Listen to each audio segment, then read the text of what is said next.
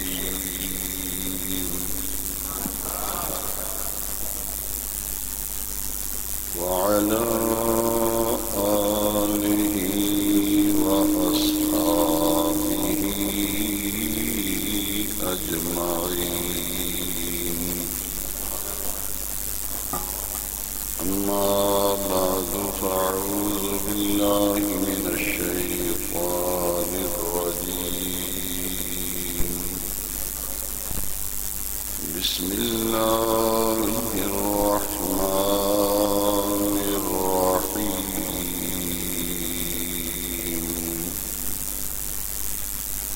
إذا سألك عبادي أني فإني قريب أجيب دعوة الضال إذا دعان. صدق الله مولانا العظيم. إن الله وملائكته يصلون على النبي يا أيها الذين آمنوا صلوا عليه وسلموا تسليما. الصلاة والسلام عليك يا سيدي يا رسول الله وعلى آلك وأصحابك يا سيدي يا خاتم النبيين.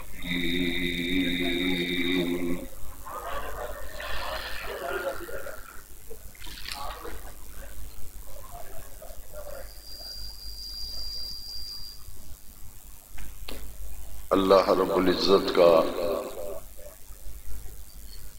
فضل و کرم اور لطف و احسان ہے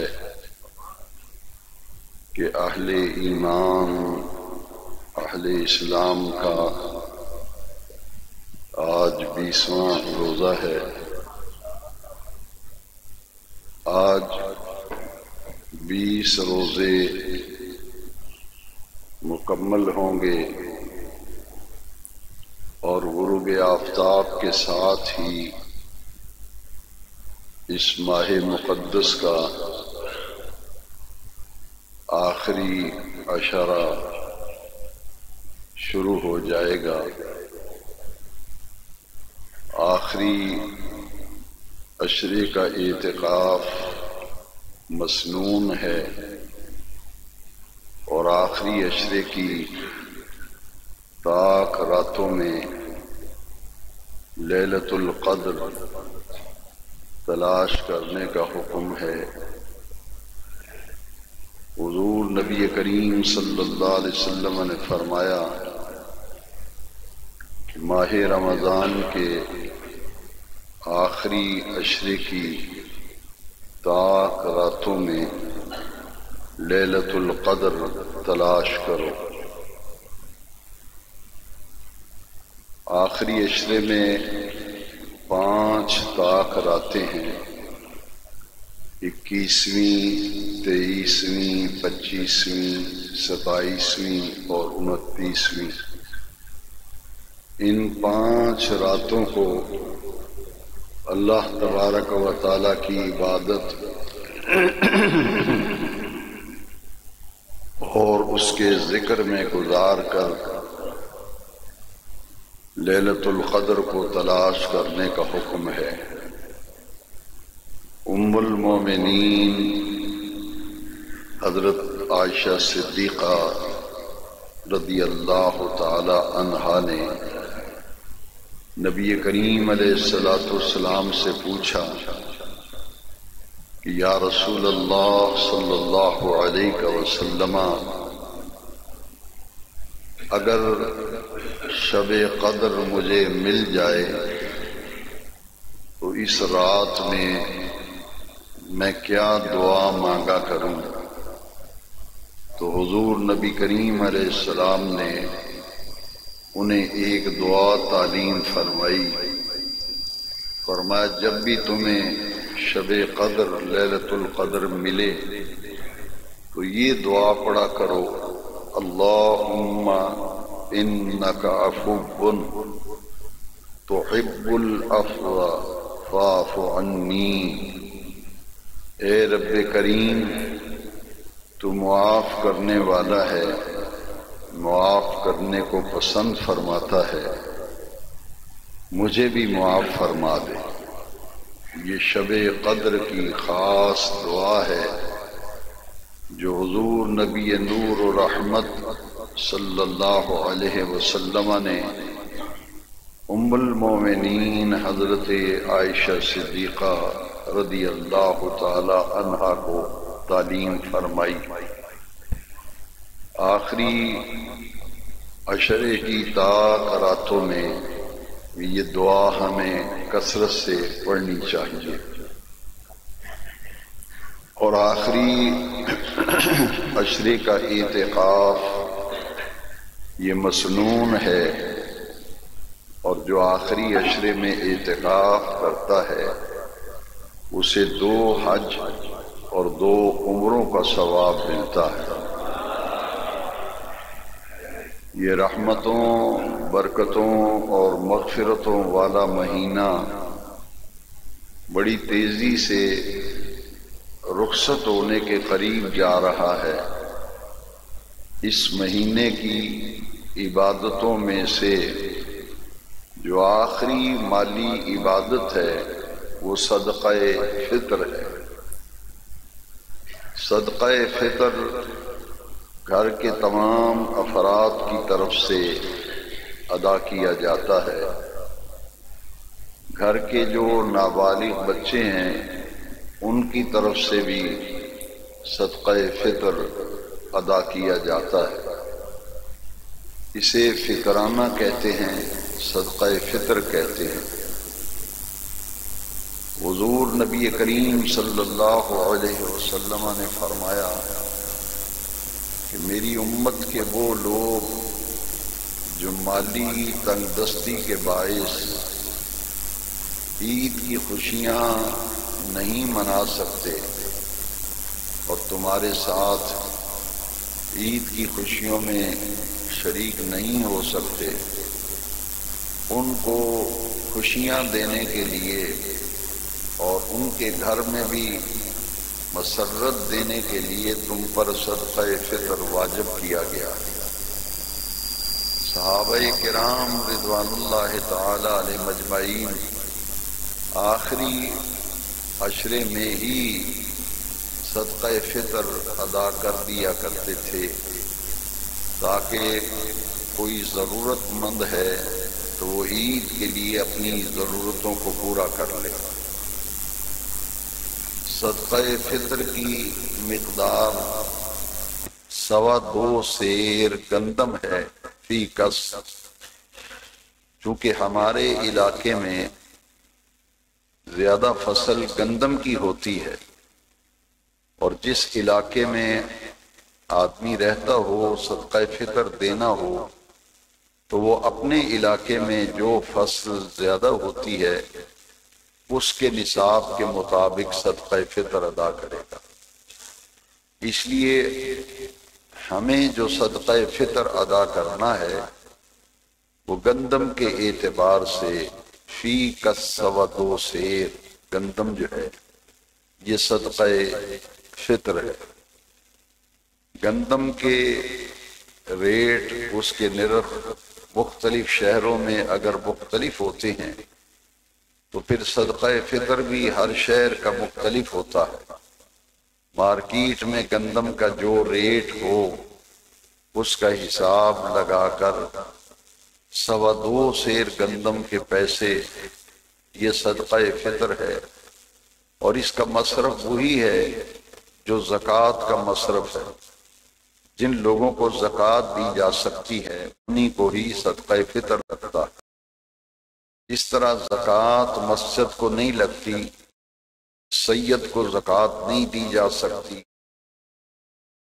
اسی طرح صدقہ فطر چونکہ صدقہ واجبہ ہے، یہ بھی مسجد کو نہیں دیا جا سکتا، سید کو صدقہ فطر نہیں دیا جا سکتا۔ البتہ دینی مدارس جن میں دین کی تعلیم ہوتی ہے، اور وہ مدرسہ جس میں مسافر طلباء اور مسافر طالبات رہائش رکھتے ہوں، وہ طلباء اور طالبات رہائشی ہوں، ان کے کھانے پینے، ان کی تعلیم کا انتظام مدرسے کے ذمے ہو، تو ایسے دینی مدارس کو صدقہ فطر ادا کرنا دوہرا ثواب ملتا ہے۔ ایک تو صدقہ فطر کی ادائیگی، اور دوسرا دین کی تعلیم، قرآن کی تعلیم کے فروغ میں، ترویج میں، اشاعت میں ہمارا حصہ ہو جاتا ہے۔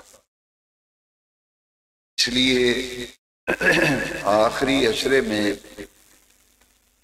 شب قدر، لیلۃ القدر کے لیے ہمیں کوشش، محنت اور ہمت کرنی چاہیے۔ اسی طرح اللہ کریم توفیق دے تو اعتکاف کی سعادت حاصل کرنی چاہیے۔ اور آخری عشرے کی جو آخری مالی عبادت ہے وہ صدقہ فطر ہے۔ اگر کوئی شخص آخری عشرے میں صدقہ فطر ادا نہیں کر سکا تو صدقہ فطر عید کی نماز سے پہلے ادا کرنا ضروری ہوتا ہے۔ اگر بالفرض کوئی آدمی کسی وجہ سے نماز عید سے پہلے صدقہ فطر نہ دے سکے تو وہ عید کی نماز پڑھ کے بھی صدقہ فطر دے سکتا ہے، لیکن اس کی ادائیگی کے لیے جس وجہ سے صدقہ فطر واجب کیا گیا وہ ہے کہ امت کے غرباء، مساکین، بیوہ عورتیں، یتیم بچے، نادار اور مفلس لوگ جن کے مالی حالات کمزور ہیں، ان کو عید کی خوشیاں میں شریک کرنے کے لیے واجب کیا گیا۔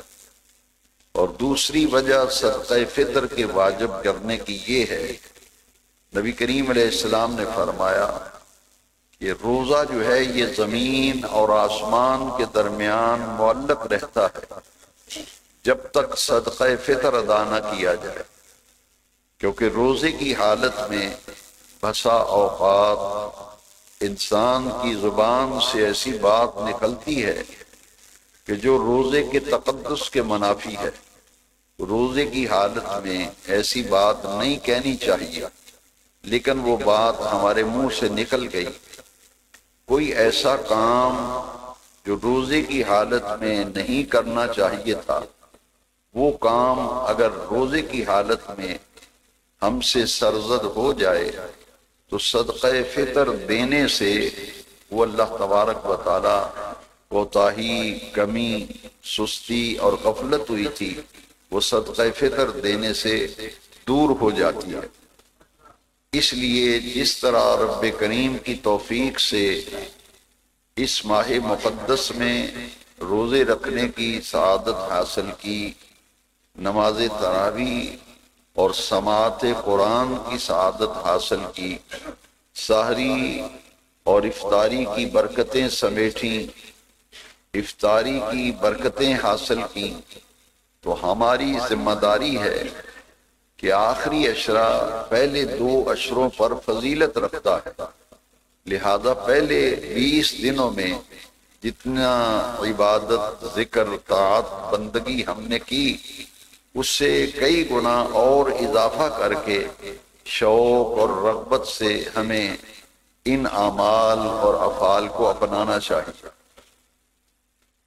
اور آخری عشرے میں باجماعت نماز کا اہتمام کرنا، اگر 20 دنوں میں سستی، غفلت ہوئی تو کم از کم آخری عشرہ جو جہنم سے نجات کا عشرہ ہے، جہنم سے آزادی اور رہائی کا عشرہ ہے، اس عشرے میں تعلق مع اللہ تعالی اور رجوع باللہ تعالی کے لیے 5 وقت کی نماز پابندی سے باجماعت ادا کرنے کو یقینی بنا کر آخری عشرے کی برکتیں حاصل کرنی چاہیے۔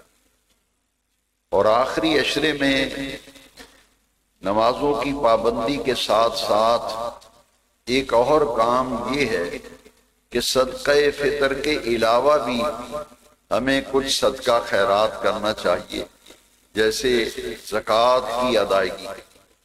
جو شخص پہلے 20 دنوں میں زکوٰۃ نہیں ادا کر سکا، وہ آخری عشرے میں لازمی طور پر اپنے اموال کا حساب و کتاب کر کے اس کی زکوٰۃ ادا کرے۔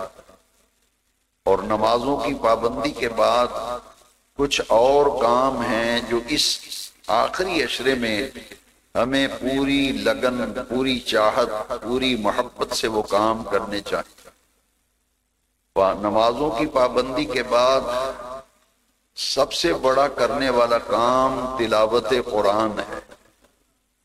اگر 20 دنوں میں ہمیں تلاوت کے لیے کچھ وقت نہیں مل سکا، یا ہم نے تلاوت کی سعادت تو حاصل کی مگر جس قدر تلاوت کرنی چاہیے ہم تلاوت نہیں کر سکے، تو ان 10 دنوں میں 9 دنوں میں کچھ وقت نکال کر تلاوت کے لیے ہمیں ایثار کرنا ہے۔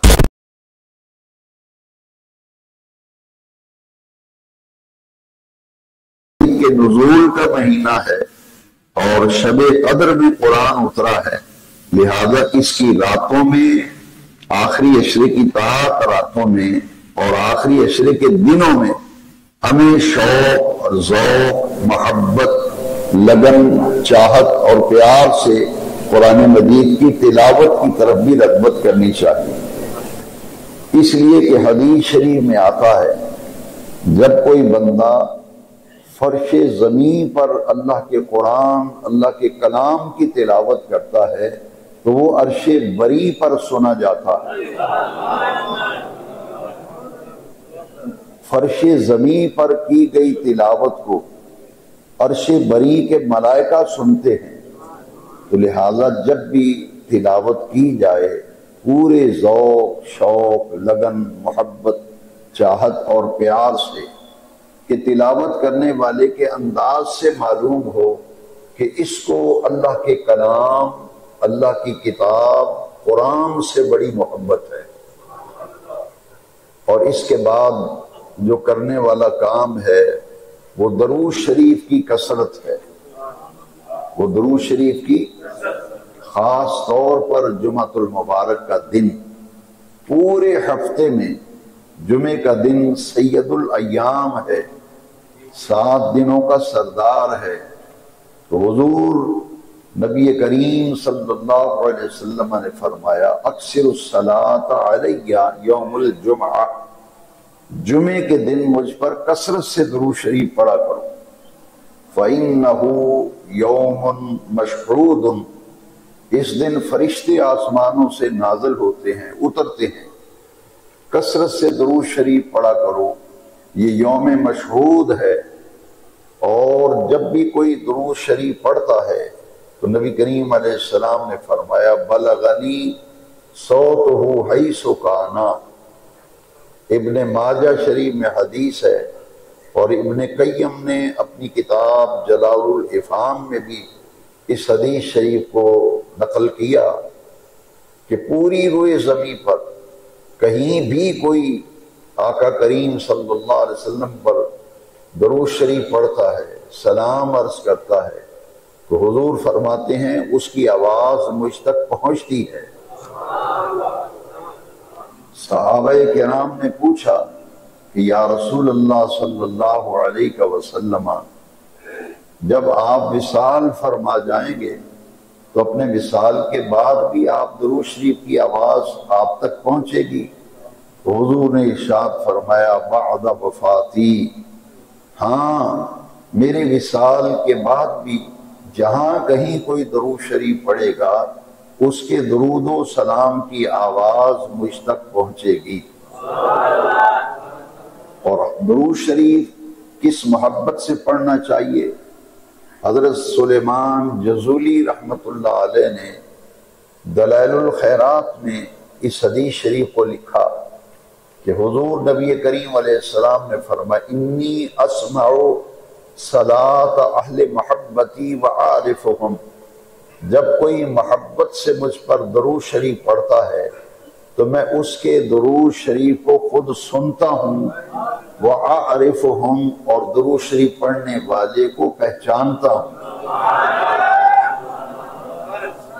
جمعے کا دن یہ درود شریف کثرت سے پڑھنے کا حکم ہے۔ اللہ کریم کی بارگاہ سے توفیق مانگتے ہیں، تلاوت قرآن، کثرت درود شریف، اور تیسرا عمل ہے کثرت استغفار۔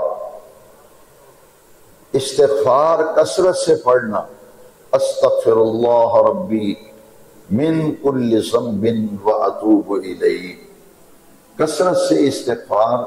اس آخری عشرے کے اندر ہمیں اور ایک کام ہے دعائیں کرنا، اپنے رب کریم کی بارگاہ میں دعائیں مانگنا۔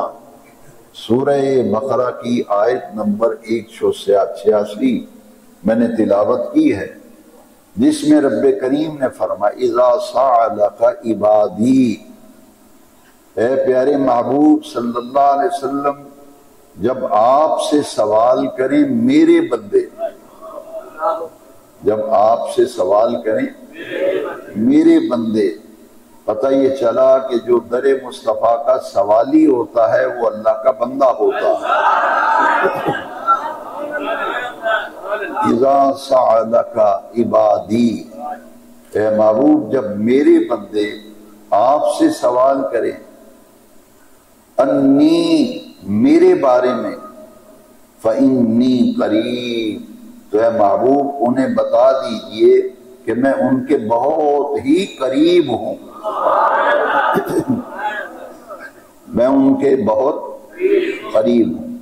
یہ آیت کریمہ، اس کا شان نزول توجہ سے سماعت فرمائیں۔ اسلام پھیل رہا تھا، وہ قوم جو بت پرستی کا شکار تھی، شرک کے اندر مبتلا تھی، ہزاروں خدا بنائے ہوئے تھے، لکڑی کے پتھر کے بت تھے، ان کو لوگ پوجتے تھے، عبادتیں کرتے تھے۔ وہ جب اسلام میں داخل ہوئے، حضور کی غلامی میں آئے، ابتدائے اسلام ہے، دین سیکھ رہے ہیں، تو انہوں نے حضور سے سوال کیا کہ یا رسول اللہ صلی اللہ علیہ وسلم، جس رب پر ہم ایمان لائے ہیں وہ رب کہاں ہے؟ جس رب پر ہم ایمان لائے ہیں وہ کہاں ہے؟ جب یہ سوال صحابہ کرام کی موجودگی میں یہ کیا گیا تو حضور کے اوپر یہ آیت مقدسہ اس وقت نازل ہوئی کہ اے محبوب اذا سألک عبادی، جب میرے بندے آپ سے سوال کریں میرے بارے میں، فإنی قریب، تو ان کو بتا دو کہ میں تمہاری شہرت سے بھی زیادہ قریب ہوں۔ فإنی قریب، میں تمہارے بہت زیادہ قریب ہوں۔ کتنا قریب؟ نحن اقرب الیہ من حبل الورید، میں تمہاری شہوت سے بھی زیادہ قریب۔ اور بندے کا اپنے رب سے کیا تعلق ہے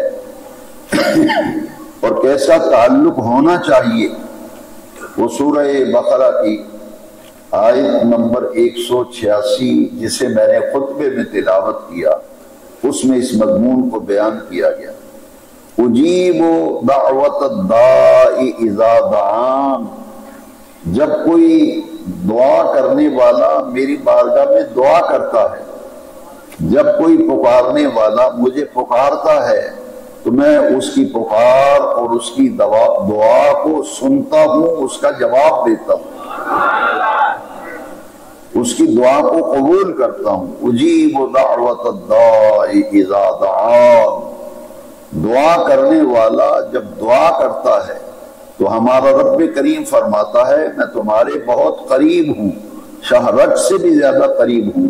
تب تم ہاتھ پھیلا کر مجھ سے کسی چیز کا سوال کرتے ہو، مانگتے ہو، تو میں تمہارے اتنا قریب ہوں کہ میں تمہاری پکار کو، تمہاری دعا کو سن کر قبول کرتا ہوں۔ تو یہ ایک کرنے کا کام ہے کہ اپنے رب سے دعا کی جائے۔ ہماری دعائیں غفلتوں کا شکار ہیں، ہمیں دعا مانگنے کا جو طریقہ اور سلیقہ ہے وہ بھی ہمیں نہیں آتا۔ اس حوالے سے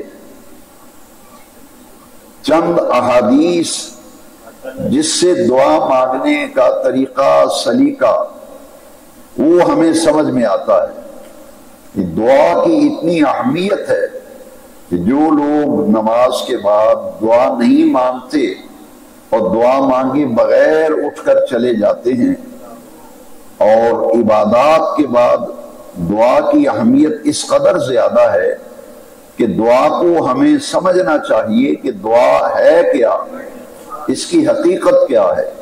تو اس سلسلے میں چند حدیثیں ہیں۔ پہلی حدیث یہ ہے کہ حضور نے فرمایا الدعاء مخ العبادہ، دعا عبادت کا مغز ہے، دعا عبادت کا مغز ہے۔ اور دوسری حدیث میں الدعاء هو العبادہ، دعا از خود عبادت ہے، دعا از خود عبادت ہے، عبادت کا مغز ہے۔ اور دعا کس طرح مانگنی چاہیے؟ حدیث شریف میں ہے ادعوا اللہ وانتم موقنون بالاجابت، جب بھی اپنے رب سے دعا مانگو تو اس یقین کے ساتھ دعا مانگو کہ میرا رب میری دعا کو ضرور قبول فرمائے گا۔ ادعوا اللہ، اپنے اللہ سے دعا مانگو، وانتم، تمہارا حال یہ ہو، موقنون، تمہیں کامل یقین ہو کہ میرا رب بڑا کریم ہے، شاہ رگ کے بھی زیادہ قریب ہے، اور اس نے مجھے حکم دیا ہے کہ جب میری بارگاہ میں کوئی دعا مانگتا ہے تو میں اس کی دعا کو سنتا ہوں، قبول کرتا ہوں۔ تو یقین کامل سے جو دعا مانگی جاتی ہے وہ یقیناً اللہ کی بارگاہ میں قبول ہوتی ہے۔ ان تین حدیثوں کو سننے کے بعد چوتھی حدیث شریف بہت ہی پیاری حدیث شریف ہے۔ ہم لوگ اتنے غفلت کا شکار ہو گئے کہ دعا کی چاہت، دعا کی محبت، دعا کی لگن وہ ہمارے اندر اس درجے میں موجود نہیں جس درجے میں مومن کے دل میں دعا کی لگن، محبت اور چاہت ہونی چاہیے۔ وہ اس حدیث شریف میں بیان کی گئی کہ جب کوئی بندہ اللہ کی بارگاہ میں ہاتھ پھیلاتا ہے تو یہ کوئی معمولی بات ہے، یہ کوئی معمولی بات ہے کہ اپنے رب کریم کی بارگاہ میں ہاتھ پھیلائے ہیں مانگنے کے لیے، ہاتھ پھیلائے ہیں مانگنے کے لیے۔ تو پھر مانگنے کا طریقہ بیان کیا گیا۔ نبی کریم علیہ السلام نے فرمایا ان اللہ یستحی ان یرد ید عبدہ صفرا، اللہ تعالیٰ کو حیا آتا ہے اس وقت جب کوئی بندہ ہاتھ پھیلا کر اپنے رب سے مانگتا ہے تو رب اس بات سے حیا فرماتا ہے کہ میں اپنے بندے کے ہاتھوں کو خالی واپس لوٹا دوں، میں خالی واپس لوٹا دوں۔ اس لیے دعاؤں کے بارے میں قبولیت کے لیے یقین کامل کا ہونا ضروری ہے۔ اور چوتھی چیز، پانچویں، یہ ہے کہ دعا مانگتے وقت بھی بندے کو دیکھ کر یہ اطمینان ہو جائے کہ پوری چاہت، پوری لگن سے مانگ رہا ہے۔ اور اس کا طریقہ کیا ہے؟ دعا مانگنے کے لیے کم از کم صحیح طریقہ جو ہے سینے کے برابر دونوں ہاتھ یوں پھیلانے چاہیے، اپنے سینے کے برابر ہاتھوں کو ایسے پھیلانا چاہیے، اور دونوں ہاتھوں کے درمیان مناسب سا فاصلہ ہو۔ یہ ہتھیلیاں جو ہیں ان کا رخ آسمان کی طرف ہو تو زیادہ بہتر ہے۔ ایک ہوتا ہے حالت اختیاری، ایک ہوتا ہے حالت اضطراری۔ اختیاری حالت میں تو یوں ہمیں ہاتھ رکھنے چاہیے، لیکن دعا میں آدمی اتنا مگن ہے، اتنا استغراق ہے، اتنی چاہت و لگن ہے، توجہ اللہ ہے، تو اس کو بے اختیاری میں ہاتھ اگر ایسے ہو گئے یا ایسے ہو گئے تو یہ حالت اضطراری ہے۔ جب اختیاری حالت میں ہوں تو پھر سینے کے برابر ہاتھ رکھ کر ہتھیلی آسمانوں کی طرف، اور دعا مانگنے کا یہ طریقہ بڑا غلط ہے۔ یہ لوگ ایسے دعا مانگتے ہیں یا ایسے، یہ طریقہ صحیح نہیں، کیونکہ کسی سے کوئی چیز لینی ہو، کوئی چیز طلب کرنی ہو تو ہاتھوں کو پھیلایا جاتا ہے، کوئی چیز کسی کو پکڑاتا ہے تو وہ ایسے نہیں پکڑتا، وہ ایسے پکڑتا ہے۔ لہذا جب رب کی بارگاہ میں مانگنے کے لیے ہاتھ اٹھائے ہوں تو پھر ہمیں اپنے جسمانی اعضاء سے بھی پتہ ہونا چاہیے کہ یہ مانگ رہا ہے اپنے رب سے اور صحیح طریقے سے مانگ رہا ہے۔ اور دعا مانگتے وقت توجہ اللہ، اللہ کی طرف پوری توجہ۔ لیکن ہم دعا مانگتے ہوئے نمازیوں کو چیک کریں، امام کو چیک کریں، در و دیوار کو دیکھیں، آنے والوں کو دیکھیں، جانے والوں کو دیکھیں، تو بتائیے اس دعا کی قبولیت کا کیا تصور ہمارے ہاں ہوگا۔ اس لیے ہر طرف سے توجہ ہٹا کر کامل رب کریم کی طرف توجہ کر کے اپنے رب سے دعا مانگنی چاہیے۔ تو یہ آخری عشرے میں کرنے والے کام ہیں۔ صدقات و خیرات، رشتہ داروں کے حوالے سے یہ بات اچھی طرح سے تمام سامعین نوٹ کر لیں۔ اگر آپ زکوٰۃ دیتے ہیں تو آپ کا سگا بھائی، سگی بہن وہ ضرورت مند ہے تو آپ زکوٰۃ دوسرے لوگوں میں بانٹتے پھرتے ہیں۔ سب سے پہلے جب بھی آپ زکوٰۃ دیں، خیرات کریں، صدقہ کریں تو سب سے پہلا حق کس کا ہے؟ رشتہ داروں کا۔ سب سے پہلا حق ذوی القربا، قرآن میں اس کے لیے ذوی القربا کا لفظ آیا۔ رشتہ دار یعنی خونی رشتے، خونی رشتوں کا حق زیادہ ہے۔ صرف باپ، دادا، پردادا، بیٹا، پوتا، پڑپوتا، ان کو زکوٰۃ نہیں دے سکتے۔ اصل اور فرع، اصل ہے باپ، دادا، پردادا، اوپر ان کو زکوٰۃ نہیں لگتی۔ دوسرا ہے فرع، بیٹا، پوتا، پڑپوتا، نیچے، اوپر اور نیچے اصل اور فرع، ان کو زکوٰۃ نہیں لگتی۔ ایک ہے دائیں بائیں، بہن، بھائی، چچا، ماموں، پھوپھیاں، ماسیاں، جتنے بھی ضرورت مند ہیں خونی رشتوں میں سے ان کا نمبر پہلا ہے، ان کا حق پہلا ہے، اور ان کی ضرورتوں کو پورا کرنا یہ خونی رشتوں کا تقاضا ہے۔ اور زکوٰۃ کی ادائیگی میں اور صدقہ واجبہ، مثلاً صدقہ فطر آپ نکالتے ہیں تو آپ دوسرے لوگوں کو دینے کی بجائے اپنے قریبی رشتہ داروں میں دیکھیں۔ اس کے بعد نمبر آتا ہے پڑوسیوں کا، رشتہ داروں کے بعد، خونی رشتوں کے بعد پڑوسیوں کا۔ پڑوسی بیچارہ دعائی کے لیے ترس رہا ہے، اس کے گھر میں آٹا نہیں، آپ کی زکوٰۃ کراچی جا رہی ہے، آپ کی گلی میں بیوہ عورت ہے، اس کو کوئی پوچھنے والا نہیں، اس کو کوئی دوائی لے کے دینے والا نہیں، آپ لاہور میں زکوٰۃیں بانٹتے پھرتے ہیں۔ سب سے زیادہ حق قربا کا، رشتہ داروں کا، اس کے بعد گلی محلے والوں کا، پڑوسیوں کا، پھر اس کے بعد نمبر آتا ہے دوستوں کا۔ جان پہچان والے لوگ اگر ضرورت مند ہیں تو ممکن ہے وہ سفید پوش ہو، کسی کے سامنے ہاتھ نہ پھیلاتا ہو، تو معاشرے کے ان افراد کو تلاش کر کے زکوٰۃ ان کی دہلیز پہ پہنچانا یہ ہمارے دین کا حکم ہے۔ اور جب بندہ کسی ضرورت مند کی ضرورت کو پورا کرتا ہے تو اللہ تبارک و تعالیٰ اس کی ضرورتوں کو پورا کرتا ہے۔ تعاونوا علی البر والتقوی، قرآن میں حکم دیا گیا تعاون کیا کرو، تعاونوا علی البر والتقوی، نیکی اور تقوی کے کاموں میں ایک دوسرے کی مدد کیا کرو، تعاون کیا کرو۔ لہذا رمضان شریف میں صدقات و خیرات، مدارس، مساجد، دین کی خدمت، دین کی تبلیغ و اشاعت، اور اللہ کی بیمار مخلوق، اپاہج، معذور، نادار لوگ، مسکین، فقیر، بیوہ عورتیں، یتیم بچے اور ضرورت مند، ان کی طرف توجہ کر کے صدقات و خیرات کرنا، یہ رمضان شریف میں نبی کریم علیہ السلام کا مبارک طریقہ تھا۔ اور آخری عشرے میں یہ کام آپ کریں، اس کے بے شمار فائدے ہیں۔ کئی لوگ اگر کہا جائے کہ یہ زکوٰۃ ہے تو وہ زکوٰۃ نہیں لیتے، کہ کل کو یہ کہیں میرا بھائی مجھے تانا نہ دے، میرا رشتہ دار کل کو تانا نہ دے کہ تم تو ہماری زکوٰۃ پہ پلتے تھے، ہم تمہیں زکوٰۃ دیتے تھے، تم ہماری زکوٰۃ پہ پلے ہو۔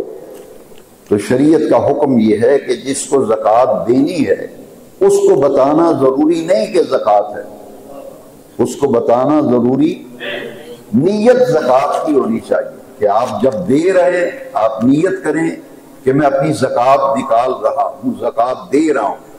اس کو نہ کہیں کہ زکوٰۃ ہے، بلکہ اسے کہیں کہ یہ آپ کے لیے تحفہ ہے، یہ آپ کے لیے بطور گفٹ ہے، ہدیہ سمجھ لیں، نذرانہ سمجھ لیں۔ عید آ رہی ہے، بچوں کے کپڑے بنا لینا، عید آ رہی ہے، راشن پانی لے لینا۔ اگر کوئی ادائیگی کہیں کرنی ہے تو اس لیے یہ میری طرف سے عید کا تحفہ ہے، تو آپ کی نیت زکوٰۃ دینے کی ہے، وہ تو قبول ہو گئی، وہ نیت تو اللہ کی بارگاہ میں قبول ہو گئی، اور ضرورت مند کی ضرورت بھی پوری ہو گئی۔ ہمارے معاشرے میں آج کے خطاب جمعہ میں جو میرا پیغام ہے وہ یہ ہے کہ خالق کی عبادت کے ساتھ ساتھ اس کی مخلوق کی خدمت،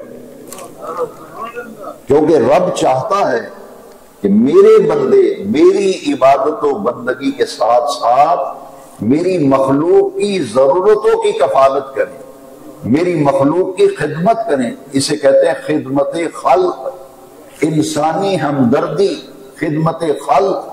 ایک آدمی ترس رہا ہے بیچارہ، کھانے پینے کے لیے کچھ نہیں، دوائی کے لیے کچھ نہیں۔ کچھ ایسے لوگ ہیں کہ بچوں کو تعلیم نہیں دلوا سکتے، چھوٹے چھوٹے بچے چائے کی دکانوں پہ برتن مانجتے ہیں، ہوٹلوں پہ برتن مانجتے ہیں، اور جھاڑو پکڑ کر پیٹرول پمپ پر مزدوریاں کرتے ہیں۔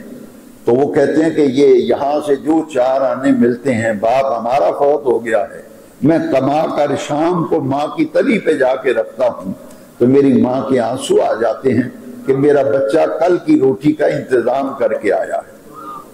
یہ معاشرے کے پسے ہوئے طبقے، بدقسمتی سے ہم زکوٰۃ ان کو دیتے ہیں جن سے ہم اپنا تعلق پالتے ہیں۔ اور اس کی ایک مثال یہ ہے کہ بڑے بڑے آفیسر جو ہیں ان کو لوگ تحفے تحائف دیتے ہیں۔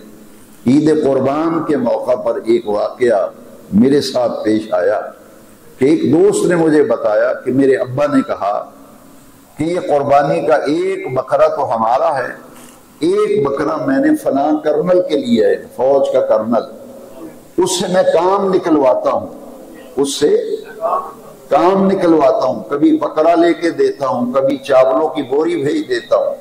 بھائی اس کے گھر جب وہ بکرا دینے گیا تو اس نے دیکھا کہ اس کے گیراج جہاں گاڑی کھڑی کی جاتی ہے 20 بکرے پہلے بندے ہوئے تھے۔ وہ بچہ طالب علم تھا یونیورسٹی کا، بڑا حساس طبیعت کا تھا، سینسیٹیو تھا، ذی شعور تھا، جینیس تھا۔ اس نے آ کر اپنے ابا سے کہا کہ ابا جی اس کے گھر میں، کرنل صاحب کے گھر میں تو 20 بکرے پہلے بندے ہوئے ہیں۔ کہتا نہیں پترا پھر لوڑ پہ جاندی، کام بھی تے لینا ہوتا ہے نا۔ اب بتائیے کہ جب اس طرح سے ہمارے عمل ہوں گے تو فائدہ کیا ہوگا؟ ضرورت مند ترس رہا ہے، ادھر بکروں کی لائنیں لگی ہوئی ہیں۔ لہذا جب بھی اللہ کے راستے میں دیں، جیسے عید کے موقع پر حدیث شریف میں آتا ہے کہ اپنے گھر میں کوئی چیز اگر معمول سے زیادہ بناتے ہو، روٹی سالن تو روزانہ پکتا ہے گھر میں، لیکن ایک دن بچوں نے کہا کہ آپ دودھ میں سیویاں ڈال دیں، حلوہ بنا دیں، کوئی چیز اچھی بنائیں، حکم یہ ہے کہ اپنے پڑوس میں جو رہنے والے لوگ ہیں کچھ نہ کچھ ان کو بھی تحفے میں بھیجا کرو۔ حضور نے فرمایا تحابو، ایک دوسرے کو تحفہ ہدیہ دینے سے محبت بڑھتی ہے، حضور کی حدیث شریف ہے۔ لہذا ہمیں ان طبقات کی طرف توجہ کرنی ہے اللہ کی مخلوق میں جن کو ضرورت ہے۔ اس لیے حضور نے فرمایا من کان فی حاجت اخیہ کان اللہ فی حاجتہ، جو کسی مسلمان کی حاجت و ضرورت کو پورا کرتا ہے اللہ اس کی ضرورتوں کو پورا کرتا ہے۔ اور اللہ کی مخلوق کو نفع پہنچانا، فائدہ پہنچانا، اس کے بارے میں ایک بڑی پیاری حدیث شریف ہے۔ حضور نے فرمایا خیر الناس من ینفع الناس، لوگوں میں سے بہترین لوگ وہ ہیں جو دوسروں کو فائدہ سوچیں، جو دوسروں کو نفع پہنچائیں۔ ہم اپنا نفع سوچتے ہیں، اپنا فائدہ سوچتے ہیں، دین یہ کہتا ہے کہ اپنے مسلمان بھائی کا فائدہ سوچ، خدمت خلق، انسانی ہمدردی۔ اور اس کے لیے ہمارے دین کی تعلیم یہ ہے کہ خالق کی عبادت کے ساتھ ساتھ اس کے بندوں کے ساتھ حسن سلوک۔ اس کے لیے ایک اور حدیث شریف، المسلم من سلم المسلمون من لسانہ و یدہ، کہ حقیقی معنوں میں مسلمان وہ ہے جو اپنے ہاتھ سے بھی کسی کو تکلیف نہیں دیتا اور اپنی زبان سے بھی کسی کو تکلیف نہیں دیتا۔ تو دین کی تعلیم بہت پیاری ہے۔ جو عشرہ جانے والا آنے والا ہے، آج افطاری کے ساتھ، غروب آفتاب کے ساتھ، ان دنوں کو غنیمت جان کر کہ معلوم نہیں کہ اگلے سال یہ مہینہ نصیب بھی ہوگا یا نہیں ہوگا، اس لیے غنیمت جان کر جو 9 دن 10 دن باقی رہ گئے ہیں، ان میں دین سے محبت، مسجد سے محبت، قرآن سے محبت، اس کی طرف رجوع کرو، رغبت کرو، تاکہ رحمت الہی برسے اور ہمیں اللہ تعالیٰ کی بارگاہ سے عنایات سے سرفراز کیا جائے۔ وآخر دعوانا ان الحمد للہ رب العالمین۔